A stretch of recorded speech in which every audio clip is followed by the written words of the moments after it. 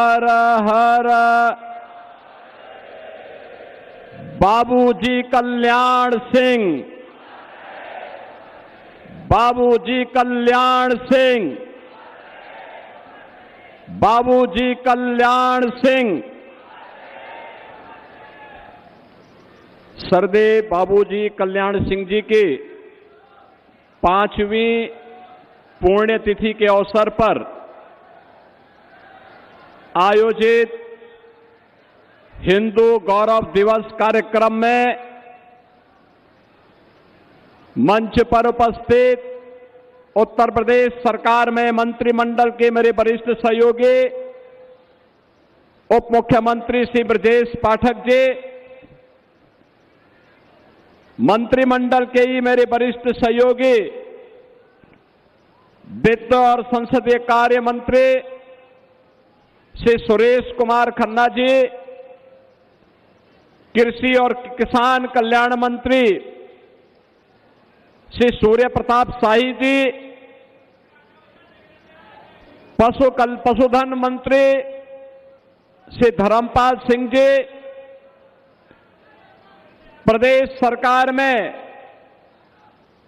वरिष्ठ मंत्री श्री राकेश सचान जी, इस संपूर्ण कार्यक्रम के प्रेरक, आयोजक, बाबूजी कल्याण सिंह की विरासत को आगे बढ़ाने वाले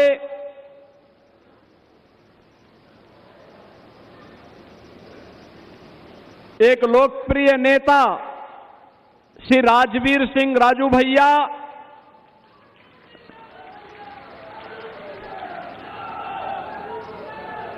मंच पर उपस्थित माननीय सांसद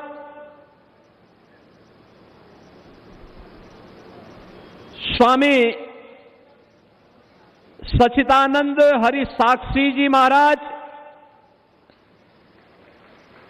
उत्तर प्रदेश सरकार में हमारे सभी मंत्रीगण, माननीय सांसदगण, माननीय विधायकगण, अन्य सम्मानित जनप्रतिनिधिगण और इस पूरे कार्यक्रम के संयोजक जिन्होंने मेरे आग्रह को स्वीकार करते हुए प्रदेश की राजधानी में आज का एक कार्यक्रम आयोजित करवाया, ऐसे प्रदेश के बेसिक शिक्षा के मंत्री श्री संदीप सिंह जी और उपस्थित सभी बाबूजी कल्याण सिंह जी के अनुयायी बहनों और भाइयों, आज सरदेव बाबूजी की इस 5वीं पुण्यतिथि के अवसर पर सरदेव बाबूजी की स्मृतियों को नमन करते हुए मैं उत्तर प्रदेश सरकार और उत्तर प्रदेश की 25 करोड़ से अधिक जनता जनार्दन की ओर से उनके श्री चरणों में विनम्र श्रद्धांजलि अर्पित करता हूं। आज का दिन हम सबके लिए हिंदू गौरव दिवस के रूप में सरदेव बाबूजी की स्मृतियों को एक प्रेरणा के रूप में अंगीकार करने का दिवस है। बहनों और भाइयों, मुझे एक लंबे समय तक सरदेव बाबूजी के साथ विभिन्न कार्यक्रमों में रहने का अवसर प्राप्त हुआ। बड़ा आदमी पद से बड़ा नहीं होता है, अपनी सोच से, अपने कर्मों से बड़ा होता है और महान होता है। एक सामान्य अतरौली के एक सामान्य किसान परिवार में जन्म लेने वाले साधारण परिवार में जन्म लेते हैं, लेकिन अपनी कर्मठता से, मूल्य और सिद्धांतों के प्रति अडिग रहने के भाव से, देश के प्रति समर्पण के भाव से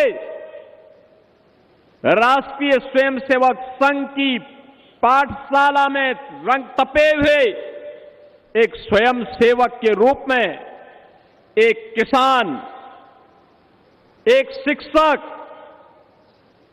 एक विधायक, एक मंत्री, एक मुख्यमंत्री, सांसद और राज्यपाल के रूप में सभी महत्वपूर्ण संवैधानिक दायित्वों का कुशलतापूर्वक निर्वहन करने वाले सरदेव बाबूजी हर उस भारतीय के लिए जिसके लिए देश प्रथम है, भारत के सनातन मूल्य और आदर्श सर्वोपरि है, उनके लिए सरदेव बाबूजी सदैव प्रेरणा स्रोत बने रहेंगे, हमेशा स्मरणीय बने रहेंगे। उनका जीवन सादगी भरा जीवन था, तप और साधना से भरा हुआ था, संघर्षों से भरा पड़ा था, अन्याय के खिलाफ लड़ने वाला था, अत्याचार का मुकाबला करने वाला था। और बाबूजी सदैव अपने सनातन मूल्यों की रक्षा करते हुए गांव के गरीबों के लिए, अन्नदाता किसानों के लिए, युवाओं के लिए और समाज के प्रत्येक तबके के लिए उन्होंने अपना पूरा जीवन समर्पित किया। बहनों और भाइयों, गलत काम बाबूजी से कोई कितना भी बड़ा क्यों ना हो, कितना भी दबाव बना दे, कभी भी उन पर कोई कभी किसी दबाव में आके काम करने वाले नहीं थे। वे बोलते थे कल्याण सिंह टूट सकता है लेकिन झुक नहीं सकता, और उन्होंने जीवन भर अपने वचन को निभाया। याद करिए राम जन्मभूमि आंदोलन का, उन्होंने कहा संघर्ष स्वीकार है, सत्ता दूर हो स्वीकार है, लेकिन अपने प्रभु राम का अपमान स्वीकार्य नहीं है, स्वीकार्य नहीं है। और आज जब अयोध्या में प्रभु श्री राम के भव्य मंदिर के निर्माण को हम देखते हैं, रामलला के विराजमान को देखते हैं, सचमुच वहां जाते हैं तो सरदेव बाबूजी की स्मृति सहसा हमारे अंतःकरण में उठती है। इन संतों के संघर्ष में, राष्ट्रीय स्वयंसेवक संघ के मार्गदर्शन में, विश्व हिंदू परिषद के नेतृत्व में चले उस आंदोलन में खुल करके उन्होंने समर्थन किया, अपनी सत्ता गंवाई, लेकिन कहा कि नहीं, राम भक्तों पर गोली नहीं चलेगी। आप मुझे बताओ ना, आप मुझे बताओ, जो बात यहां पे साक्षी जी महाराज कह रहे थे और यहां पे राजू भैया कह रहे थे अभी कुछ देर पहले, यानी गिरगिट की तरह रंग बदलने वाले लोग कैसे परिभाषा करते हैं। पी की परिभाषा पहले पिछड़े से, फिर पी की परिभाषा पंडित से, और आप देखना एक दिन वे पी की परिभाषा पाकिस्तान से भी कर देंगे। ये वही लोग हैं। हमें दुख हुआ था और अत्यंत कष्ट हुआ था। मैंने प्रदेश में पिछले 9 वर्ष में 3 पूर्व मुख्यमंत्रियों के मृत्यु होने पर तीनों के कार्यक्रमों में भाग लेने का मुझे अवसर प्राप्त हुआ, और तीनों अलग अलग दल के थे। एक सरदेव बाबूजी हमारी पार्टी के नेता, हम सब के लिए प्रेरणा स्रोत, उनका दुखद निधन होता है, और दुखद निधन के बाद हमारे लिए असहनीय था। प्रधानमंत्री जी सारे कार्यक्रमों को छोड़ करके दिल्ली से सीधे लखनऊ में आए, उन्होंने श्रद्धांजलि अर्पित की, और एसवीपीजीआई से लेकर के घर तक और घर से अलीगढ़ तक और अलीगढ़ से नरोरा तक अंतिम संस्कार कार्यक्रम में मैं और मेरे कैबिनेट के सभी सदस्यगण उस कार्यक्रम में भागीदार बने। हमारे लिए कष्टकारी यह था, एक सामान्य शिष्टाचार होता है, सामान्य संस्कार होता है।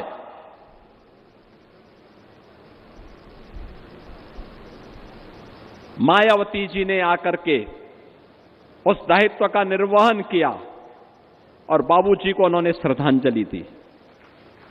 लेकिन दुर्भाग्य कितना शर्मनाक था, समाजवादी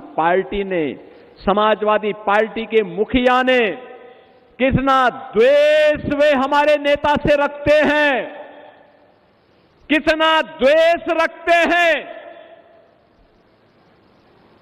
उन्होंने बाबूजी को प्रत्यक्ष जाकर के श्रद्धांजलि देने की बजाय शब्दों से भी नहीं कोई कुछ व्यक्त किया। बहनों और भाइयों,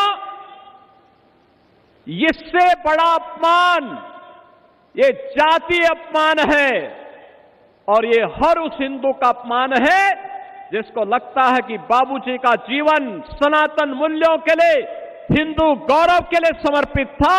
उस हर हिंदू का अपमान था ये, जो कृत्य उस दौरान समाजवादी पार्टी के मुखिया ने किया। उन्होंने पहली बार नहीं किया किसी का अपमान, क्योंकि बाबूजी अपने उन मूल्यों के लिए समर्पित थे जो उन्होंने कहा वो करके दिखाया।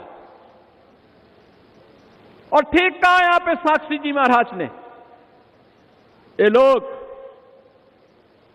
कब क्या बोले कोई भरोसा नहीं। यानी जिस वैसे गिद्ध हैं, जिस पेड़ पर चढ़ेंगे उसको ही सुखा डालेंगे।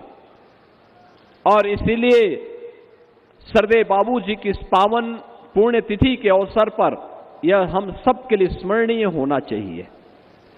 इन्होंने कितना अपमान किया था, वहीं पे नहीं किया था।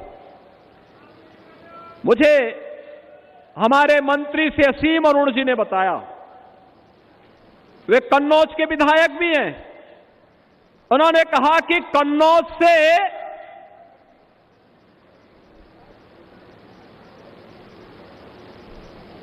समाजवादी पार्टी का रिश्ता ये जगजाहिर रहा है, लेकिन कन्नौज में बाबा साहब डॉक्टर भीमराव अंबेडकर जी के नाम पर एक गवर्नमेंट मेडिकल कॉलेज बना था। समाजवादी पार्टी के मुखिया ने बाबा साहब भीमराव अंबेडकर का नाम हटा दिया। तो मैंने कहा आप क्या चाहते हैं? इन्होंने कहा हम चाहते हैं बाबा साहब का नाम फिर से आ जाए। हमने कहा बाबा साहब का नाम फिर से आएगा।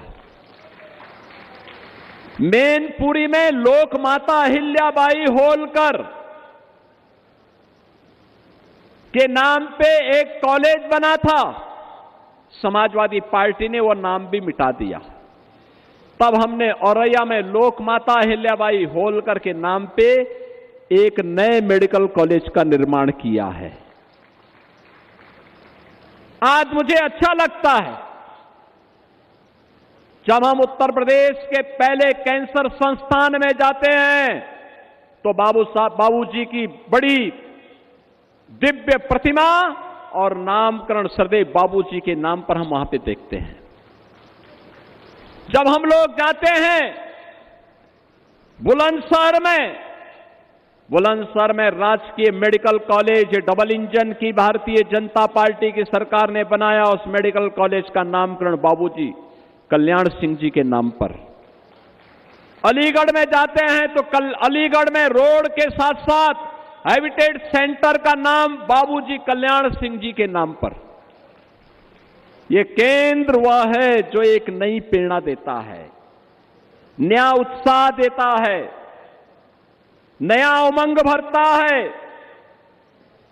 जिन्होंने हमें आगे बढ़ने के लिए प्रेरित किया, जिनकी प्रेरणा उत्तर प्रदेश में सुशासन की नींव की शुरुआत करती है, जिन्होंने यूपी के नौजवानों के सामने कहा था कि तुम्हारे सामने पहचान का संकट खड़ा किया है कांग्रेस और समाजवादी पार्टी ने, उन्होंने एक नकल अध्यादेश ला करके उस समय के युवाओं के लिए उस समय एक बेहतर माहौल दिया था।